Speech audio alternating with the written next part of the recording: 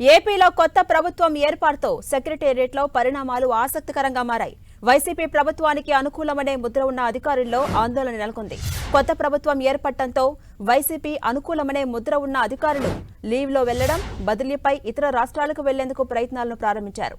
కొందరు సలహాదారులు వరుసపెట్టి రాజీనామాలు చేస్తున్నారు.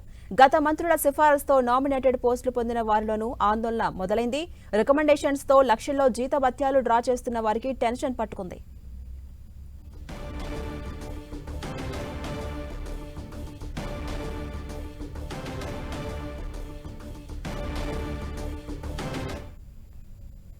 ఇదే అంశానికి సంబంధించి మరింత సమాచారం మా ప్రతినిధి విజయ్ చంద్రన్ అందిస్తారు. విజయ్ చంద్రన్,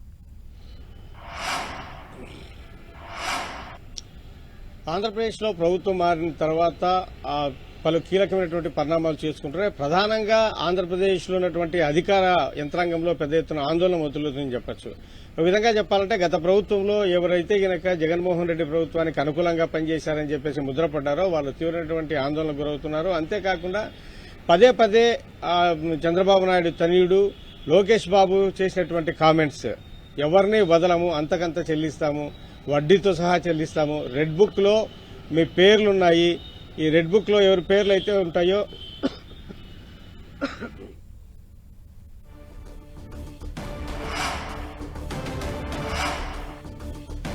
హెచ్చరిక జారీ చేయడం జరిగింది. ఒకానొక ప్రచార సభలో ఒక మీటింగ్ లో ఆయన రెడ్ బుక్ ను కూడా చూపించడం జరిగింది. ఈ నేపథ్యంలో ఎవరి పేర్లు అయితే రెడ్ బుక్ లో ఉంటాయో అన్నటువంటి ఆందోళన అధికార యంత్రాంగంలో పట్టుకుందని చెప్పొచ్చు.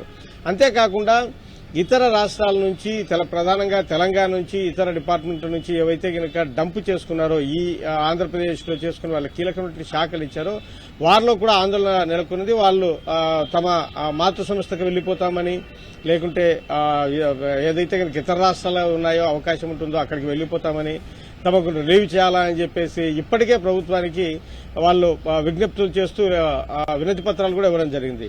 ఈ నేపథ్యంలో అధికారులు ఎవరెవరు ఉంటారు, కొత్త వాళ్ళు ఎవరెవరు వస్తారనేది మటుకు ఒక సంచలనంగా మారిందని చెప్పొచ్చు. అంతేకాకుండా ప్రధానంగా గత ప్రభుత్వంలో తమకు ఇష్టమైన వారికి అందరికి కూడాను లక్షల రూపాయలు ఇచ్చి వాళ్లకు పని పాట ఏమీ లేకోకుండా కొంతమందిని కొన్ని ఉద్యోగాల్లో కొలువులో కూర్చోబెట్టారని చెప్పేసి తెలుగుదేశం పార్టీ పదే పదే ఆరోపణలు చేసింది.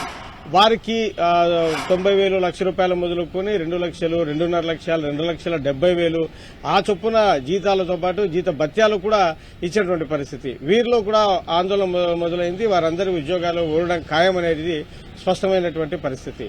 అయితే ఇప్పుడు మనం ఒకసారి అధికారుల విషయానికి మళ్ళీ మనం పరిశీలిస్తే ఆంధ్రప్రదేశ్ నుంచి చాలా మంది అధికారులు ఇప్పటికే తమ మాతృ సంస్థకు అంటే కనుక ఏదైతే కనుక కేంద్ర సర్వీసులు ఉన్నాయో ఆ సర్వీసులకు వెళ్లిపోతాము, రిలీవ్ చేయాలని చెప్పేసి విజ్ఞప్తి చేశారు. మరి కొంతమంది తెలంగాణకు తాము వెళ్లిపోతాము, అక్కడికి లేకుంటే ఇతర రాష్ట్రాలకు వెళ్లిపోతాము, తాము రిలీవ్ చేయాలని విజ్ఞప్తి చేయడం జరిగింది.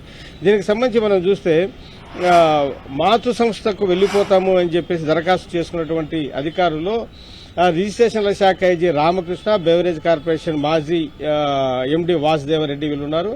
ఏపీ నుంచి రిలీవ్ చేయాలా అని చెప్పేసి దరఖాస్తు చేసిన వాళ్ళు ఈ గనుల శాఖ MD Venkatareddy, AP SFL MD Madhusudan Reddy, పరిశ్రమల శాఖ కమిషనర్ రాజేశ్వర రెడ్డి తక్షణం తనను రిలీవ్ చేయాలని చెప్పేసి కోరడం జరిగింది. వీటితో పాటు సమాచార పౌర సంబంధాల శాఖ కమిషనర్గా ఉన్నటువంటి విజయ్ కుమార్ రెడ్డి కూడా తనను తక్షణం రిలీవ్ చేయాలా అని చెప్పేసి ప్రభుత్వానికి కోరడం జరిగింది. డిప్యుటేషన్ల మీద వచ్చినటువంటి వాళ్ళు ఎవరైతే ఉన్నారో వాళ్ళ మీద కూడా పెద్ద ఎత్తున ఆందోళన మొదలని చెప్పొచ్చు. వాళ్ళల్లో ఇప్పుడు కొంతమంది ముఖ్యమైనటువంటి కీలకమైనటువంటి అధికారులు కూడాను ఇతర రాష్ట్రాలకు పోయేందుకు సిద్ధంగా ఉన్నారంటే ఇప్పుడు అప్పట్లో ప్రభుత్వానికి చెప్పినట్లు తలాడించారు, ప్రభుత్వానికి రూల్స్ చెప్పలేదు అని చెప్పేసి కొన్ని ఆరోపణలు కూడా వీరి మీద తెలుగుదేశం పార్టీ మొదటి నుంచి చేస్తా ఉంది. ఇప్పుడు వారిని మనం కొందరిని పరిశీలిస్తే